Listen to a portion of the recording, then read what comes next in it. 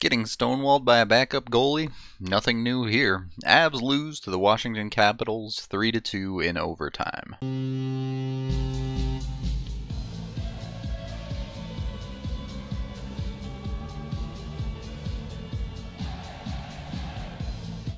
For the most part, this game was an effort in futility for both teams, really. However, it didn't start that way. Just a little over a minute in, the Avs' depth would continue to get the job done for them. Some good forecheck pressure by the Avs forces Washington to rim this puck around the boards, and then Tyson Barrie makes a smart move to pinch in here. He doesn't actually execute it very well, but a lucky bounce comes right to Tyson Jost's stick, who grabs it, gets to the outside wall, and just skates it in as deep as he can.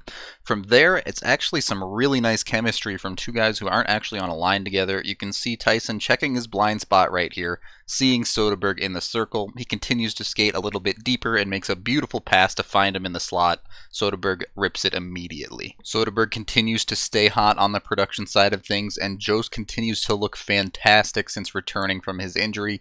Two very good things here. You might want to consider putting those two together a bit more permanently. Alas, they did not do that, and the Avs would struggle to actually score for the rest of the game, basically, over 50 minutes until their next goal. And it wasn't like it was a dull game either. The Avs had plenty of chances, particularly their top line had 4 or 5 good chances in the first period alone. They were just getting totally bodied by Phoenix Copley. It was kind of the same story for Washington, at least for the first half of the game as well. The Avs would hit one post on their side of things, but Washington would also add 2 of their own, so plenty of pings going on in this one. You'd have to fast forward nearly to the halfway mark of the game to get the next goal, and it would go to Washington. Washington's just going to dump this puck in here to the side of Grubauer, who opts to play it to the corner. Problem is, he plays it to the corner, and Barrie didn't really realize what was happening here, so he was leaning the other way. At the same time, Rantanen is too high up at the half wall, which means Washington's going to be able to retain. From there, the Avs D just gets picked apart, basically. They all get caught puck watching here. One of McKinnon and Jost basically needs to stop this pass from coming through the middle. They fail to do so, not realizing there's someone on the back door, and then they just get doubled back here, right on the back post. Easy tap in from there, no chance from Grubauer. Given how far we are into the season, it's a little frustrating that the Avs haven't quite fine-tuned those little things and they still result in some massive mistakes like that. Hockey at its core is basically controlled chaos, and often in the defensive zone when the Avs start to lose control, it just goes completely off the rails. From there, the defensive sloppiness that we see from the Avs all too often started to creep in more and more. It was a bit different this time though, because there was the sloppiness defensively, but the Avs, when they did manage to get out of their own zone, we're still getting some high quality chances of their own. Just not high enough quality to beat Phoenix Copley, who's playing his 9th ever NHL game. So, yeah. With time winding down in the second period, you basically know what's going to happen sooner or later. Ovechkin does Ovechkin things. Ovechkin leaves a puck for Backstrom in the neutral zone in a 2-on-2 situation. Backstrom's going to gain the line and then just defer to Ovi. From there, you can see the Avs are actually in a decent spot here with Barrie and Cole back. The problem is Barrie's going to realize this is Ovechkin and decide that his gap is a little bit too wide and that he needs to close it. Problem is, as he stops to close it, Ovi realizes this, cuts to the inside of the ice, finds just enough space to rip a shot off, and, well, I mean, it is Ovechkin after all. If the shooter was anybody else, I would have liked Grubauer to stop that, but it's Ovechkin, man. Most goalies are going to get beat there. Beyond that, the Avs are on home ice here, meaning they have the advantage in matchups. Putting Barrie against Ovechkin, certainly not ideal. And obviously, it's not easy to match up lines on the fly, but you probably wanted to avoid this one more than nearly any other matchup, so yeah. So the Avs trail by 1 after 2. The third period was more of the same for the Avs, struggling to finish. This time it was even worse though. There weren't even that many exciting chances and it was just a pretty snoozy period.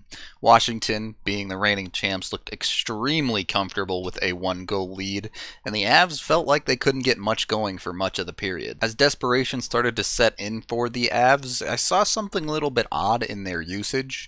The top line was still being used a lot, but not quite as insanely much as they usually do. They seem to be relying on their depth lines a little bit more, and it managed to pay off this time. Sometimes it just takes a greasy one. The puck is in the corner and Sam Girard pinches in deep to keep possession, getting it to Wilson behind the net. The Avs just work it low to high then, with Cole coming in at the top of the circles.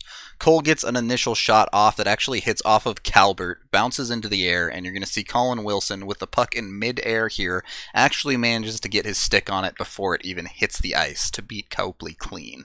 Wilson looks like a completely new player this year. With that goal, he's on a 20-goal pace for the season, and this is basically giving the Avs 3 scoring lines. Obviously, you have the MGM line, but then you have the Jost, Kerfoot, Wilson line, which gets mixed up here. You saw Calvert out there with them.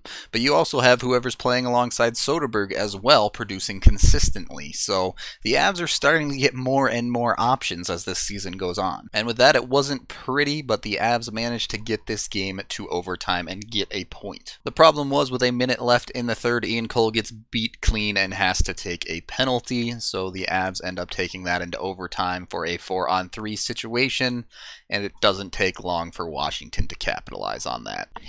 Capitalize. Get it? Just 15 seconds into overtime, Soderberg's going to get tangled up in a puck battle here and ends up going down with his man, making it a 3-on-2.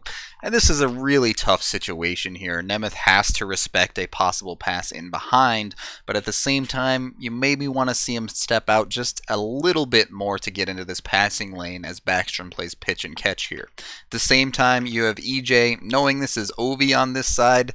Again, maybe one of these two guys needs to step up a little bit just to be a little more of a challenge with Soderberg out of the play at this point. They both sit back. That gives Backstrom a ton of room to walk in, and he just picks a corner.